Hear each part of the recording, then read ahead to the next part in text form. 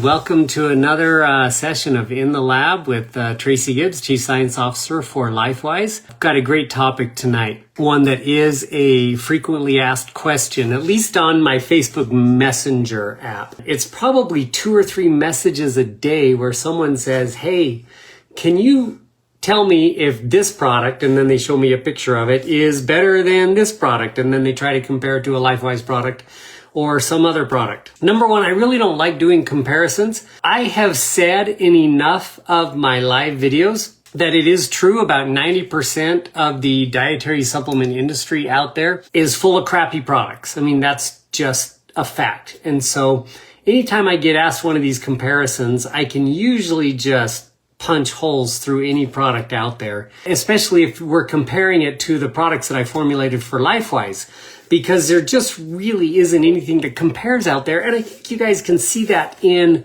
our price. Expensive products are not cheap to manufacture, and cheap products are cheap to manufacture, and you can see that in the actual price. I mean, if somebody is selling a product for $40 or less, chances are it's a crappy product. There are some really expensive products out there that are crappy too, though. So I guess it just depends on if there's a few people out there that have caught on by thinking, oh, if we charge an arm and a leg for this product, people are going to think it's quality. Either way, so that you can discern that yourself when you're in the grocery store or at the pharmacy or at your local health food store, and you're in the supplement aisle and you pick up a product, I would love for you to have the knowledge to discern between what would be a quality product and what is not.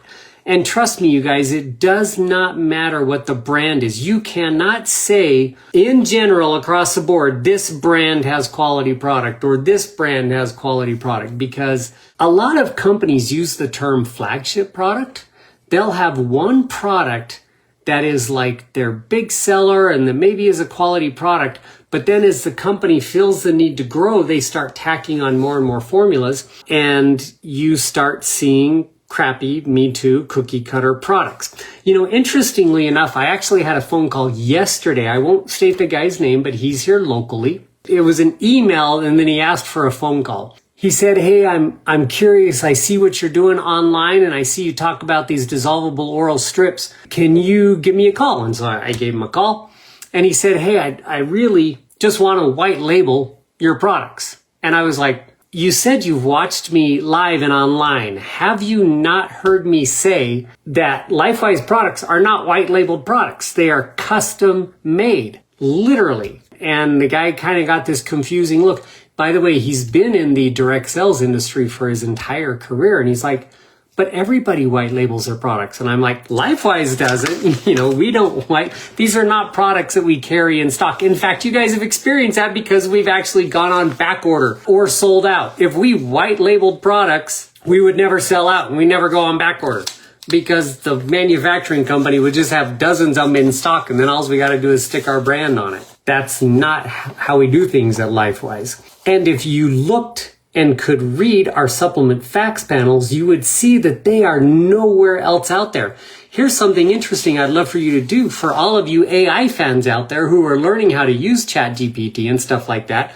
If you took a photo of our supplement facts panel and stuck it in your AI bot and said, show me this, you wouldn't find it anywhere but LifeWise. But if you do that with any other company's products, you're going to find that that same label is out there on 40 different companies' brands. Okay? Go ahead and give that a try. I think you'll love what you find. I mean, it'll just give you more evidence that yes, LifeWise products are custom made.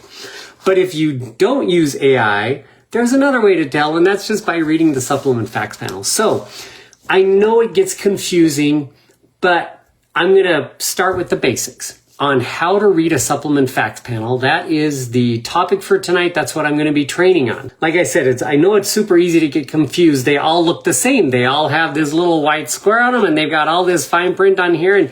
And if you just look at it, you know, and not spend any time reading it, they all look the same. Why do they all look the same?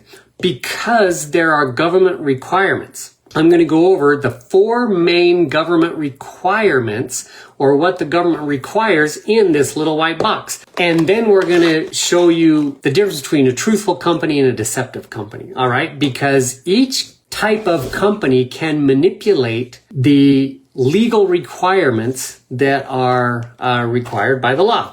First and foremost, let's go over the 4 basics of reading a dietary supplement panel. The first one, let's start at the top where it talks about serving size. You must state the serving size on your supplement facts panel. The second is the ingredient type, and that type of ingredient must contain the source of that ingredient. I don't mean the country of origin. I mean, for example, if you've got vitamin C from rose hips, it will say vitamin C, and then in parentheses, it'll say rose hips. But if that vitamin C is an isolate like ascorbic acid, it must say vitamin C, parenthesis, ascorbic acid. So it must state the source of the ingredient on the ingredient section, all right? The third legal requirement is the daily value, the percentage of daily value on the supplement facts panel. If the nutrient has a daily value, you must list the percentage based on the RDAs. Now, the crazy thing about the RDAs is they seem to change year to year. When I first started formulating supplements, 600 milligrams of calcium per day was the RDA. That's changed like 4 times, and it's now double. It's 1,200 milligrams for an adult male. It's like 1,600 milligrams for an adult female. And I think 1,650 if you're a pregnant female. Anyway, they've got all these different requirements now. But regardless, your supplement facts panel will have a category that says percentage of daily value. Now, if there is no daily value, for example, lavender, there is no daily value for lavender. There's no daily value for silicon or for dozens of different trace minerals because they haven't been established yet. So it'll just show a little asterisk, and then if you follow that asterisk down, it'll say daily value not established on it, okay? The last legal requirement on the supplement facts panel is the other ingredient section. This is where the true colors of your company come out. If you see food colorings, and now I'm not talking about natural colorings. Some people use astaxanthin to make their product red, or they'll use blue-green algae to make their color blue, or they'll have like a natural coloring agent like methylene blue or something like that.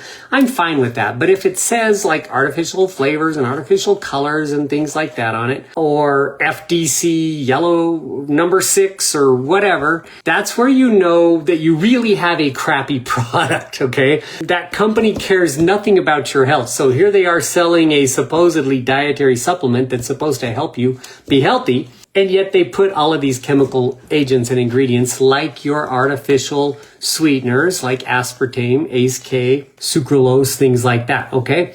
So now that we've got those 4 sections established, all right, so the serving size, the ingredient name and type, the percentage of daily value, and the other ingredient section, let's look at some examples of how you can tell if a product is quality or not and how companies might dupe you. So, does the serving size match the dose on the recommended dose section? There will always be a portion of your label that says recommended dose. The one says serving size 1 packet, and then on the directions, your recommended doses take 1 packet daily. One way companies trick you is the serving size, where they have to spell out all the nutrients, does not match the recommended dose. For example, if you have a 60 count bottle, innately you think, oh, well, I take 2 capsules a day for a month's supply, and so my recommended dose is 2 capsules daily.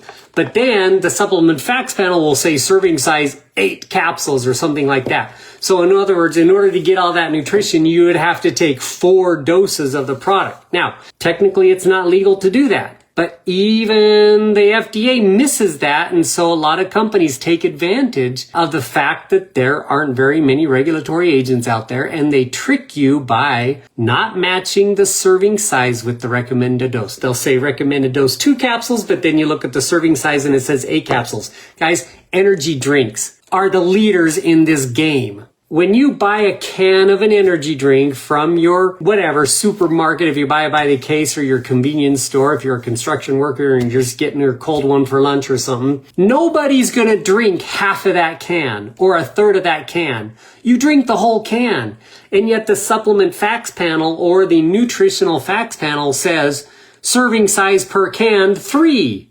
or something like that. So you have to take that serving panel and times that by 3. So when you look at it and it says 40 grams of sugar and the serving size is 3 servings per can, and you drink the whole can, you just got 120 grams of sugar, not 40. Energy drink companies are the masters of that serving size versus dose per serving scam, all right, or way to scam you. But capsule and powder companies do that too. I've seen it in protein shakes where they say 2 scoops gives you all that nutritional content, but you look at the recommended use and it says use 1 scoop in 8 ounces of milk or something like that. So you need to watch or look at the serving size versus the recommended dose. That's step 1. Number 2 cautionary item that you need to look at is the ingredient type.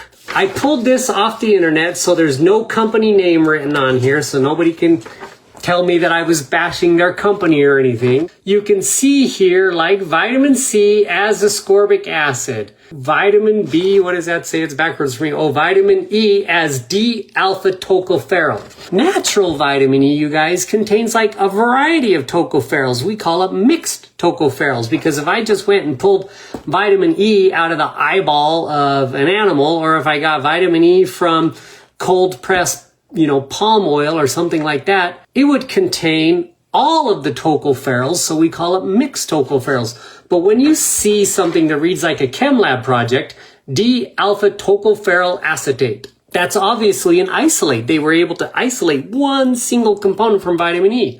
Ascorbic acid is an isolate. Have you guys ever seen an ascorbic acid bush or an ascorbic acid berry or an ascorbic acid tree? Where do you find ascorbic acid in nature? You don't. So it's not natural, it's an isolate. Just as an example, I'm going to show you the facts panel from the one. And if you've got your bag, go ahead and look at it. It literally says on the label, the source. It says 100% organic certified proprietary blend of red algae, sesbania, guava, Indian gooseberry, holy basil, rose hips, Bix aurelia, nutritional yeast, lemon peel extract, contains the following vitamins and minerals. So there's your paragraph with the source. It's a whole food blend. And when we analyze that blend, we get all these vitamins and minerals at their daily value. And some people have asked me, well, how come there's not more vitamin D in there? There's only about 800 IUs. Well, again, I didn't add vitamin D. I chose the red algae and the Bix aurelia and the lemon peel and the guava. Those are what I put in there. Whatever vitamins are in those is what God put in there. I didn't pick and choose synthetic isolated vitamins and then put them in my product where I could control exactly the percentage of daily value. What I did is formulate a product and continued to add the nutrients until I had, through analytical testing, more than 100% of all your daily vitamins and minerals. That's how I formulated the one. Other people have it easy because they sell all these single isolates from all these raw material companies, and they can say, oh, I want more vitamin D, so I'm going to buy cholecalciferol and I'm going to throw it in my product. Oh, I want more vitamin E, so I'm going to get vitamin E tocopherol acetate and I'm going to throw it in my product at the milligram amount that I want so that it says 100% over here and everybody thinks I have a wonderful product. That's what 99.9% of the industry does. What I've talked about is, and shown you examples of, is for vitamins, but let's talk about herbs. Back in the early 90s, when I first started formulating, there wasn't really anything known. There was no standardization process for herbal extracts. So people would say like alfalfa. And if you look at old herbal books like Dr. Christopher's School of Natural Healing or Back to Eden by Jethro Klaus or any of those books, they talk about how to use this herb for this ailment, but they never tell you what part of the herb or how much to use. Whereas nowadays we kind of treat herbs like medicine. And so we'll say alfalfa parenthesis leaf extract. So you know you're not eating alfalfa root or alfalfa stem.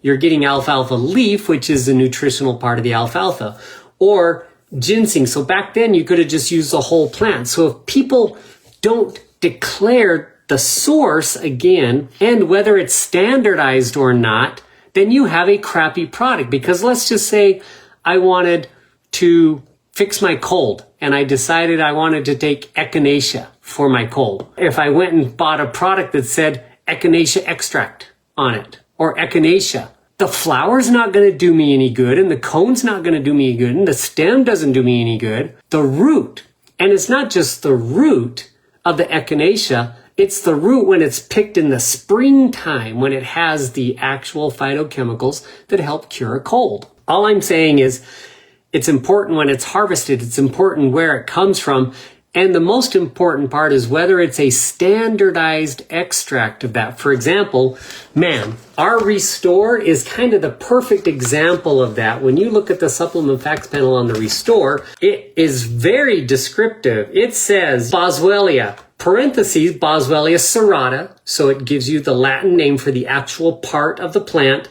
Gum resin extract, we use a patented trademark source called BOSS 10, because it's standardized to contain at least 10% total organic and boswellic acids with standardized AKBA 10%. I'm reading this right off the facts panel. So not only do I have the herb name where most companies would just say Boswellia extract, 10 milligrams or something.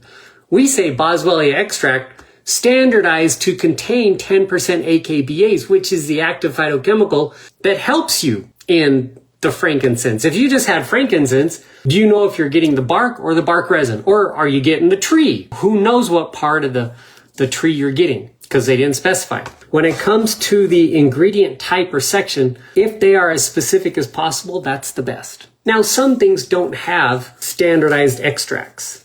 Some do. Dandelion has a standardization like 1% inulin. Licorice root has a standardization for their particular rhizomes or roots that it comes from. Peppermint leaf can be standardized to contain a certain percentage of menthol. Not all herbs will have a standardization, but many of them do. So if it doesn't list them, it doesn't mean it's a bad product, but it should say at least the part of the plant, like peppermint leaf extract or licorice root extract or something like that.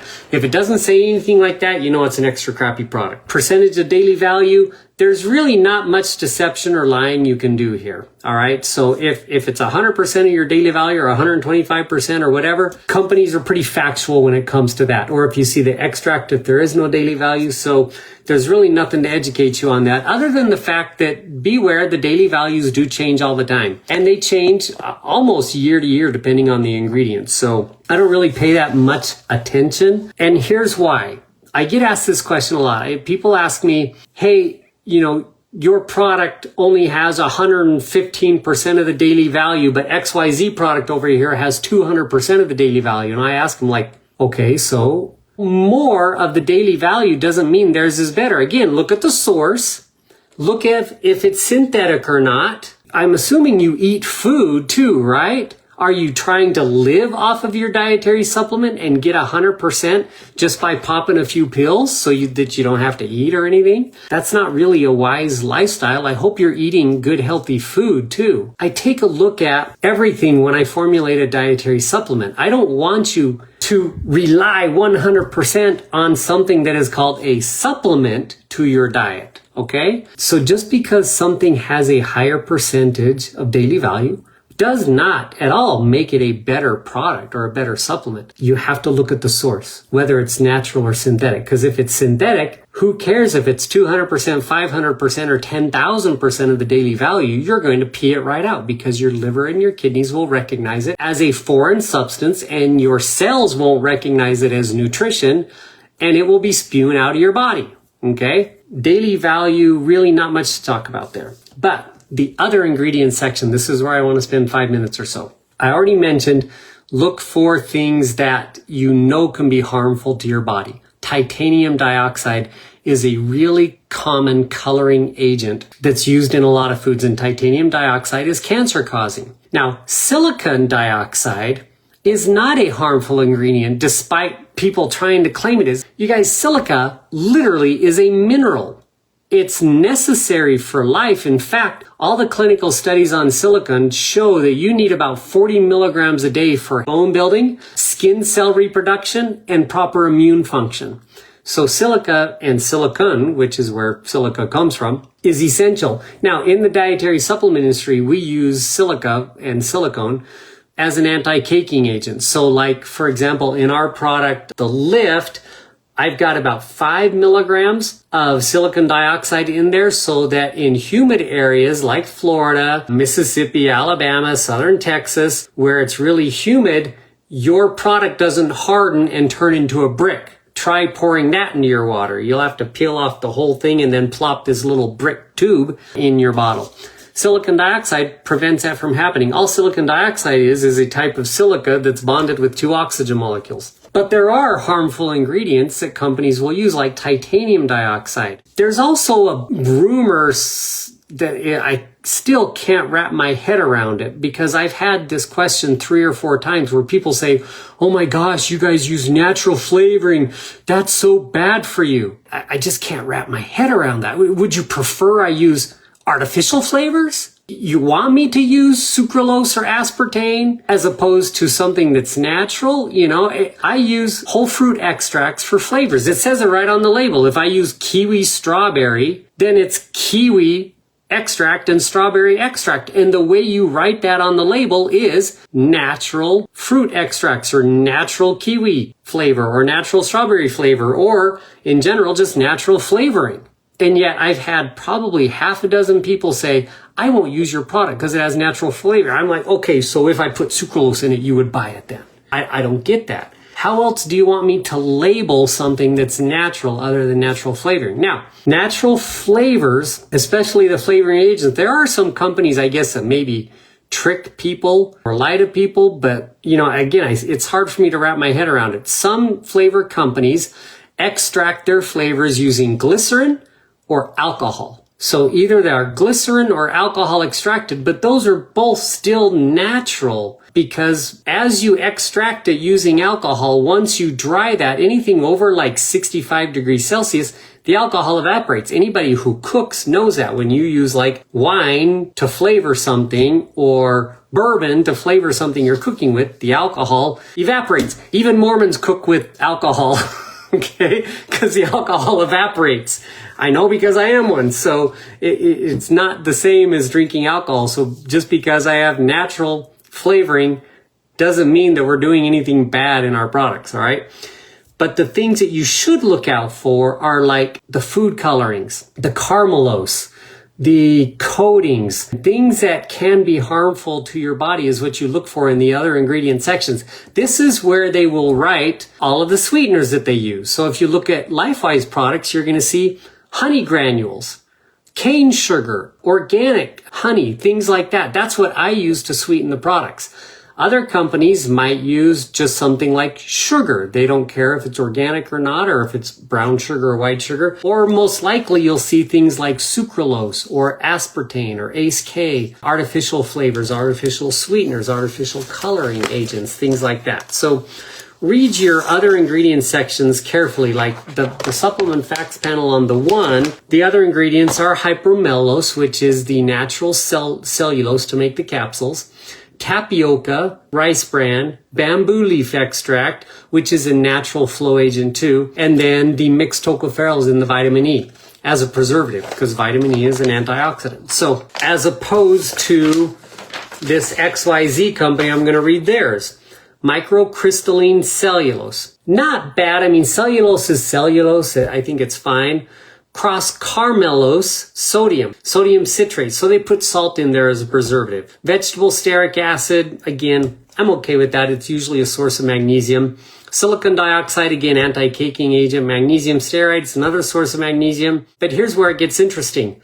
White film coating, polydextrose, and medium chain triglycerides, which in and of themselves aren't bad. Again, that's like coconut oil, but why would they even use it? Why? You don't need it. That is an absolutely unnecessary coating. You don't need to coat your capsules. They're already tucked nicely in that little capsule, so why coat them? And I'm not saying that that's a bad company or that's even a bad other ingredient list. At least there's no food colorings and things like that. You want to find out something interesting, and I'm not going to name any brands here, but go find one of your little tablet one-a-days that your local pharmacy or grocery store sells. and then read the other ingredient section of those.